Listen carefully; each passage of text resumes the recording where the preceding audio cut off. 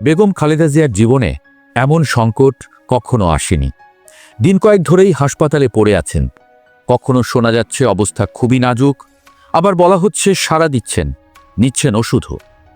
তার হাসপাতালের সামনে ভিড় করেছেন হাজারো সমর্থক। দল মত নির্বিশেষে দোয়া করছেন সুস্থ হয়ে উঠুন তিনি।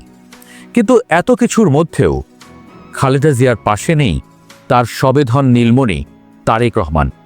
কেন? ফেসবুক স্ট্যাটাসে নিজের অসহায়ত্বই যেন স্বীকার করলেন ভদ্রলোক।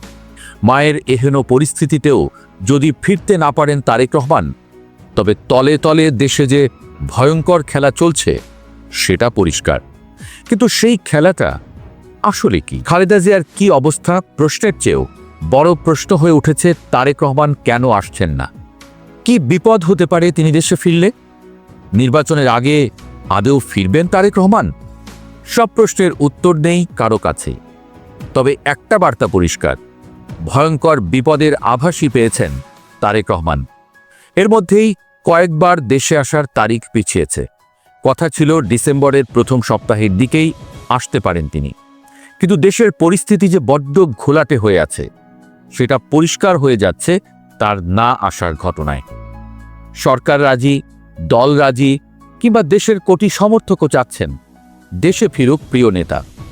সরকারের প্রেস সচিব ঘোষণা দিয়েছেন, বলেছেন তারেক রহমানের দেশে আসতে বাধা নেই। তারপরও কেন আসছেন না তারেক রহমান? এটাই এখন সবচেয়ে বড় প্রশ্ন হয়ে ঘুরছে। ওটাও স্বাভাবিক। কেউ কেউ বলছেন দেশের ভেতরে থাকা কোনো ডিপ স্টেটের ইশারায় তারেক রহমান ফিরতে পারছেন না।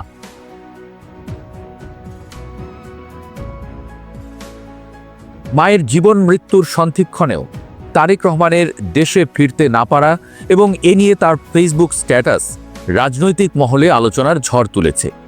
এই প্রশ্নটাই এখন ঘুরপাক খাচ্ছে, কেন দেশে ফেরার সিদ্ধান্ত নিতে পারছেন না তিনি, এবং এই সিদ্ধান্তের নিয়ন্ত্রণই বা কার হাতে?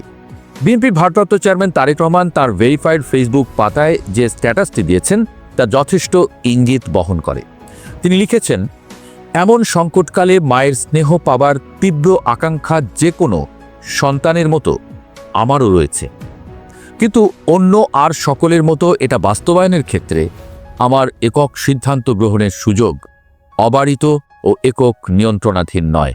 স্পর্শকাতর এই বিষয়টি বিস্তারিত বর্ণনার অবকাশও সীমিত। রাজনৈতিক বাস্তবতার এই পরিমিত প্রত্যাশিত পর্যায়ে উপনীত হওয়া মাত্রই স্বদেশ প্রত্যাবর্তনে আমার সুদীর্ঘ উদ্বিগ্ন প্রতীক্ষার অবসান ঘটবে বলেই আমাদের পরিবার আশাবাদী।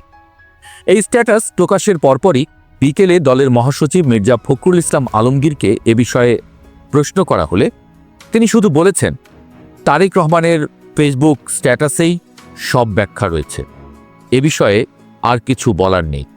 অর্থাৎ দলও এর বাইরে মুখ খুলতে নারাজ। অন্যদিকে এই স্ট্যাটাসের কয়েক ঘন্টা পরই প্রধান উপদেষ্টার প্রেস সচিব শফিকুল আলম ফেসবুকে পোস্ট দিয়ে বলেছেন, তারেক রহমানের ফেরার বিষয়ে সরকারের তরফ থেকে কোনো বিধিনিষেধ অথবা কোনো ধরনের আপত্তি নেই। সরকারের এই ঘোষণার পরেও তারেক রহমানের না আসা প্রমাণ করে খেলাটা আসলে দেশের অভ্যন্তরের বা আলাদা কোনো গভীর শক্তির ইশারায় চলছে।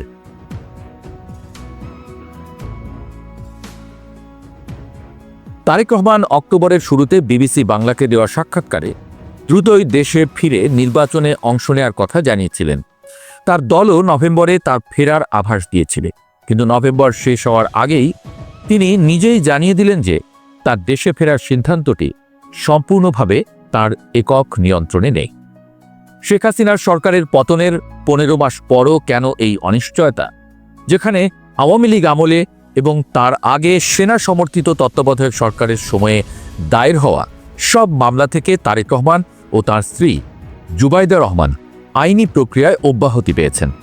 পাশাপাশি নিরাপত্তা নিশ্চিতের জন্য বুলেট প্রুফ গাড়ি এবং অস্ত্রের লাইসেন্সের আবেদনের খবরও সংবাদ মাধ্যমে এসেছে। দৃশ্যত মামলা বা নিরাপত্তাজনিত কারণে তার দেশে ফিরতে কোনো বাধা নেই। তাহলে বাধাটা আসলে কোথায়? বিএনপির কোনো সূত্র বলছে তারেক রহমানের দেশে ফেরার বিষয়ে প্রভাবশালী কয়েকটি দেশের আপত্তির বিষয়টি কাজ করে থাকতে পারে। তবে কোন দেশ কেন আপত্তি জানাচ্ছে এবং কিভাবে জানিয়েছে সে বিষয়ে তারা নিশ্চিত করে কিছু বলতে পারছেন না। রাজনৈতিক বিশ্লেষক মহিউদ্দিন আহমদ মনে করেন, তারেক রহমানের ফেসবুক স্ট্যাটাস ইঙ্গিত দিচ্ছে যে দেশে আসার বিষয়টি তার নিজের উপর নির্ভর করে না এবং এর সঙ্গে আরও অনেকগুলো ফ্যাক্টর জড়িয়ে আছে যার উপর তার নিয়ন্ত্রণ নেই। তিনি বলেন, উইকিলিক্সের ফাঁস হওয়া প্রতিবেদনে তারেক রহমানের বিষয়ে যুক্তরাষ্ট্রের আপত্তির বিষয়টি সামনে এসেছিল এবং যে যাই বলুক না কেন, ভারত এবং যুক্তরাষ্ট্রের নীতির পরিবর্তন না হলে তারেক রহমান দেশে ফিরবেন কোন ভরসায়? বাংলাদেশের রাজনীতি অনেকটাই নির্ভর করে ভারত এবং যুক্তরাষ্ট্রের চাওয়ার উপরে।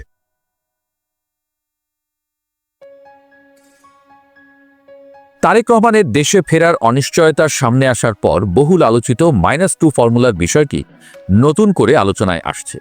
সম্প্রতি বিবিসি বাংলাকে দেওয়া সাক্ষাৎকারে ক্ষমতাচ্যুত প্রধানমন্ত্রী শেখ হাসিনার ছেলে সজীব ওয়াজেদ জয় বলেছিলেন যে বাংলাদেশে বড় দুটি দলের নেতৃত্বে পরিবর্তন আনতে একটি অগণতান্ত্রিক তৎপরতা রয়েছে। দুই দলেরই নেতৃত্ব পরিবর্তনে বিদেশ থেকে একটা খেলা চলছে। বড় দুটি দল বলতে তিনি আওয়ামী লীগ এবং বিএনপির কথা বুঝিয়েছেন, সেটা নিয়ে প্রশ্ন নেই কারো। সেনা সমর্থিত তত্ত্বাবধায়ক সরকারের সময়ে শেখ হাসিনা ও খালেদা জিয়াকে রাজনীতি থেকে সরে যেতে বাধ্য করার কথিত উদ্যোগই -2 ফর্মুলা নামে পরিচিত। মহিউদ্দিন আহমদ বলছেন, 1/11 সময়ে আসলে এজেন্ডা ছিল -4। সেটা ছিল দুই পরিবারের ধারাবাহিক শাসনের বিরুদ্ধে একটা ব্যবস্থা নেওয়া। এর মধ্যে একটা মাইনাস হয়ে গেছে শেখ হাসিনা পরিবার, বাকি অর্ধেকের মধ্যে খালেদা জিয়া অসুস্থতার কারণে নিষ্ক্রিয়, ফলে বাকি থাকলেন তারেক রহমান।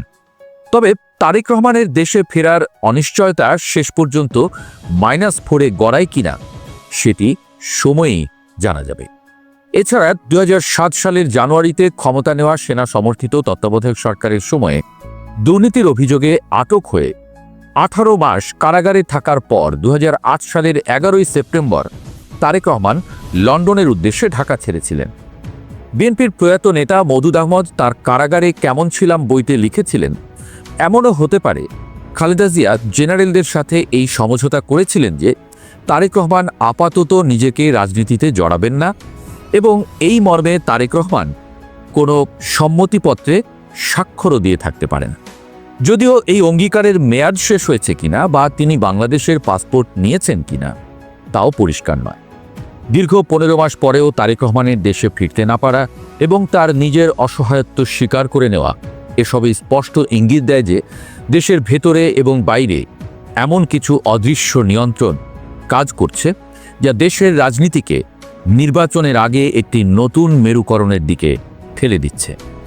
তবে এই খেলা সহজেই যে শেষ হবে সেটার বিষয়ে নিশ্চয়তা দিতে পারছেন না কেউই।